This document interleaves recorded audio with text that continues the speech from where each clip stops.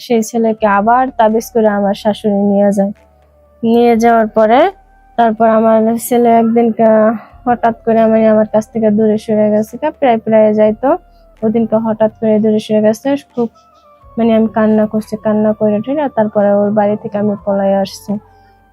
কারণ আমার যে সন্তান, আমি যদি আমার সন্তানকে না পাই, ঘর সংসার করবো কার সাথে? আমার সন্তান দিয়ে ওর সঙ্গে আমি ঘর সংসার করবো। সন্তান না থাকলে আমি ঘর সংসার করবো কিসের জন্য? আমার একটা সন্তান আমার কাছে দেন, আমার আরেকটা যদি হয় তখনকার তো আরো দিবে না। এজন্য লাস্টে কি করলাম, ওর কাছ থেকে আমি সইরে আসছি। সরে আসার পর তারপর ওর সঙ্গে আমার সঙ্গে মনে করেন হয়েছে, ডিভোর্স আমি ওকে করে দিছি। করে দেওয়ার পর এখন ও ওর মতো থাকে, আমি আমার মতো থাকি। আসসালামু আলাইকুম গাইস, আপনারা সবাই কেমন আছেন? আশা করি সবাই ভালো আছেন। আমি শিলা আক্তার বলেছি। তো আমার বাড়ি হচ্ছে কুমিল্লা। তো দর্শক, আপনাদেরকে সামনে নিয়ে আসছি আমার বাস্তব জীবন কাহিনী। তো যে কোনো মানুষ তো দর্শক বাস্তবে গল্প বলার জন্য তো আসছেই মিডিয়ার জগৎ, অবশ্যই আমিও আসলাম আমার জীবনের লাইফে।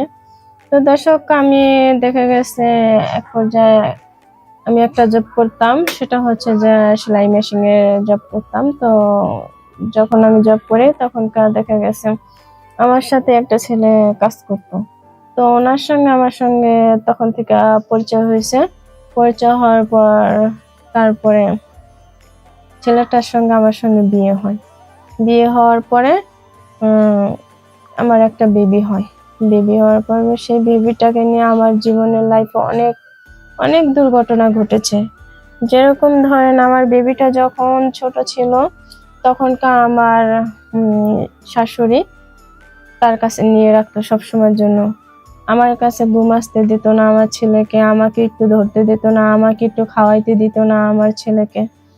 তারপরে দেখা গেছে আমার শাশুড়ি কে আমি সারাদিন কাজকর্ম করতাম, ঘরের কাজকর্ম করতাম, আর আমার শাশুড়ি আমার ছেলেকে নিয়ে থাকতো। আমি তো বুঝতে পারতাম না, আমার ছোট বয়সে বিয়ে হয়েছে, তো এজন্য আমি কিছু বুঝি না। আমি তো সরল সোজা মনে, দেখা গেছে আমি তাদের কাছে দিচ্ছি, দিয়ে আমি ঘরের বাইরে সব কাজকর্ম করছি, রান্না বান্না যেখানে যা লাগে সবই করছি। তারপরে দেখা যায় করার পরে শীতকাল যে থাকতো, সকাল ভোরবেলা আমি উঠতাম, উঠা তারপরে সকল কাজ কাম আমি কইরা, তারপরে দেখা যাচ্ছে শীতকাল, সে সময় আমার ছেলে ছোট, তখনকার আমি মনে করেন কাজকর্ম করে আবার একটু শুতে যাইতাম, তখনকার শাশুড়ি চিল্লাচিল্লি করতে, হ্যাঁ জমিদার হয়ে গেছে বউ, এরকম সেরকম, এত ঘুমা আসন লাগেনি, এসে বিভিন্ন ধরনের কথা আমাকে বলতে। তারপর আমি কি করতাম, ঘুম থেকে উঠা যাইতাম। উঠা যাওয়ার পর আমার হাজবেন্ড কিন্তু আমার পাশে থাকতো, উনি কোনো সময় জবাব দিত না। জবাব না দেওয়ার কারণে আমি দেখা গেছে আমারে যদি একটা খারাপ ধরনের কথা বলে, কখন দেখা গেছে আমার বাবা মা তুইলা যদি বকাবাজি গালিগালাজ করে, তখন আমার খুব খারাপ লাগে। তারপর আমি বলতাম যে শুনেন, দোষ করলে আমি করছি, আমার বাবা মা এখানে কোনো দোষ করে না, আমার বাবা মাকে তুইলা গালি দিবেন না। তখনকার বলতো কি, হ্যাঁ এখনই হয়ে গেছে গা, যে মুখে মুখে সোয়াল করে। আমি সোয়ালের কি আছে বলেন, আপনি আমার বাবা মা তুইলা গালিগালাজ করেন, সেটাকে আমি মেনে নিতে পারি? আপনার ছেলের একটা বকা দিয়ে দেখি তো আপনার কিরকম লাগে? তো ওরকমই ধরেন, আমি দোষ করছি, আমার বাবা মা কোনো দোষ করে না, এখানে আমার বাবা মা সংসার করে না। এই কথা নিয়ে দেখা গেছে আমার শাশুড়ির সাথে অনেক তর্ক বিতর্ক হয়ে যায়। হয়ে যাওয়ার পরে তারপরে তারপরে আমার হাজবেন্ড অনেক কিছু বলে, তুই বউরে কিছু বলস না, সে বললো যে কি বলবো, আমি তো বলি, ও যদি নাই করে তাহলে আমি কি করব? তো তুমি ওর বাপ মা তুলে বকাবাজি দিও না, তাহলে তো চলে, সমস্যা কি? তারপরও সে মানতো না। যখন আবার দেখা গেছে আমার পক্ষে একটু কথা টানতো, তখনকার শাশুড়ি বলতো, বউর পক্ষটা নিয়ে কথা বলো কেন, বউর পক্ষটা নিয়ে কথা বলো কেন, বউ কি মধুর মোচা, এরকম কিছু দর্শক আমাকে বলতে, ঠিক আছে এরা। তারপরে দেখা গেছে যে আমার ছেলে, ওই ছেলেটাকে আমার শাশুড়ি দিতে চাইতো না, না দেওয়ার কারণে তার কাছে রাইখা সে খাওয়াইতো, ঘুম পাড়াইতো, সব হেই তার মা, এরকম ভাবে করতো। তা আমি যে একটা মা, ও যে আমার সন্তান, সেটা কখনোই ওকে আমার কাছে দিত না, এরকম করতো।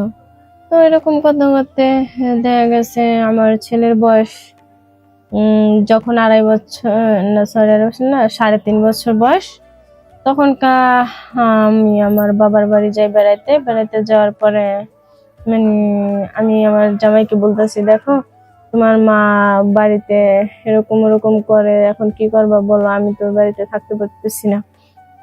সে বলে কে যেন দেখি কি করা যায়, বাড়িতে চলো। আমি বলছি যে দেখো আমি বাড়িতে যাব পরে, এখন না। তাহলে সে বললো যে কখন যাবা।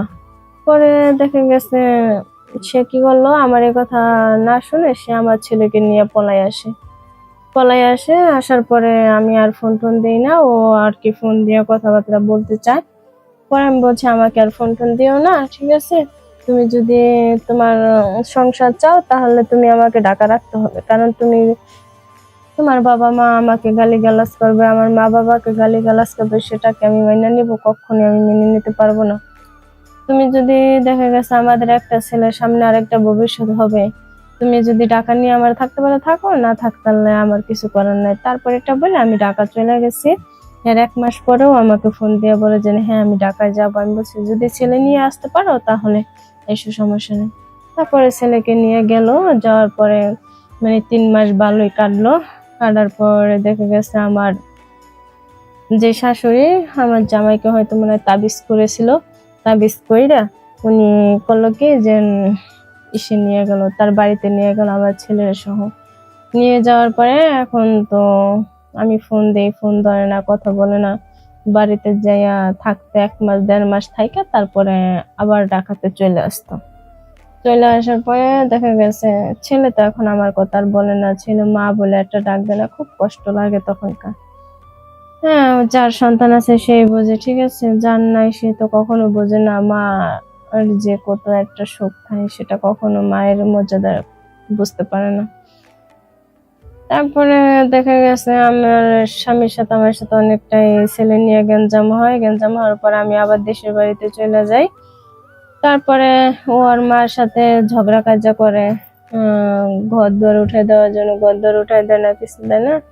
তারপরে তো দেখা গেছে আমরা যা ভাড়া থাকি, ভাড়া থাকাকালীন তখনকার আমার ছেলে আছে একটা, সেই ছেলেকে আবার তাবিজ করে আমার শাশুড়ি নিয়ে যায়। নিয়ে যাওয়ার পরে তারপর আমার ছেলে একদিন হঠাৎ করে আমার কাছ থেকে দূরে সরে গেছে, প্রায় প্রায় যাইতো। ওদিনকে হঠাৎ করে দূরে সরে গেছে, খুব আমি কান্না করছি, কান্না করে ঠিক আছে। তারপরে ওর বাড়ি থেকে আমি পলাই আসছি, কারণ আমার যে সন্তান, আমি যদি আমার সন্তানকে না পাই, ঘর সংসার করবো কার সাথে? আমার সন্তান দিয়ে ওর সঙ্গে আমি ঘর সংসার করবো, কারণ সন্তান না থাকলে আমি ঘর সংসার করবো কিসের জন্য? আমার একটা সন্তান আমার কাছে দেয় না, আমার আরেকটা যদি হয় তখনকার তো আরো দিবে না। এজন্য লাস্টে কি করলাম, ওর কাছ থেকে আমি সইরে আসছি। সরে আসার পর তারপর ওর সঙ্গে আমার সঙ্গে মনে করেন হয়েছে, ডিভোর্স আমি ওকে করে দিচ্ছি। করে দেওয়ার পর এখন ও ওর মতো থাকে, আমি আমার মতো থাকি। ওর মতো থাকে বলতে দেখেছে আমি থাকাকালীনই ও আবার একটা বিয়ে করেছে, সেই বউ নিয়ে এখনো আছে। কারণ দেখা গেছে আমি ওখানে সুখ পাই নাই, ওখানে যে ওর জীবনে আছে সুখ পায় কি পায় না তা জানি না, কিন্তু শুনেছি বা বুঝি যা, ঠিক আছে, সেও সুখী নেই, মেয়েটাও সুখে নেই। দর্শক, যাই হোক, সমস্যা নাই। যাক, এখন আমি আছি ঢাকাতে, ঢাকায় থাকি। ঢাকায় একটা ইসের জব করি, সেলাই মেশিনের জব করি। দর্শক, আমার জন্য সবাই দোয়া করবেন যাতে আমি ভালো থাকি, সুস্থ থাকি, সুন্দরভাবে চলাফেরা করতে পারি। তো আপনাদের একটাই কথা, কেউ খারাপ কমেন্ট করবেন না, বাজে মন্তব্য নেবেন না। তো আমার জীবনে যে ঘটনা ঘটেছে তাই আমি বলেছি। দর্শক, আমার এই ভিডিওটা দেখে ভালো লাগে লাইক কমেন্ট শেয়ার করবেন, সাবস্ক্রাইব করে রাখবেন এই চ্যানেলটি। সবাই ভালো থাকবেন, আল্লাহ হাফেজ।